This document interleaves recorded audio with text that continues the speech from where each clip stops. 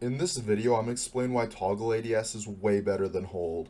I've been using toggle for a couple months now and I really love it. One quick disclaimer is that it will take a bit of time to get used to toggle, but it's definitely worth it. To understand why it's better, we have to look into the mechanics of ADSing.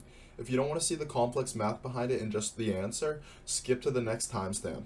The left mouse button is kept in a non-pressed position by default by some kind of mechanical resistance, probably a spring.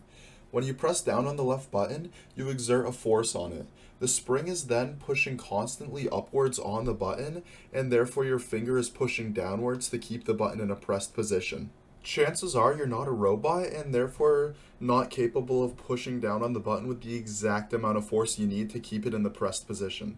Therefore, you'll put more force downward onto your mouse than the spring pushes upward, creating a downward force that needs to be balanced by something else, or else your mouse will just fall through the mouse pad in the table. Now, the force that balances this is called normal force, and that basically just means the force your mouse pad pushes on your mouse to keep it from falling through the table.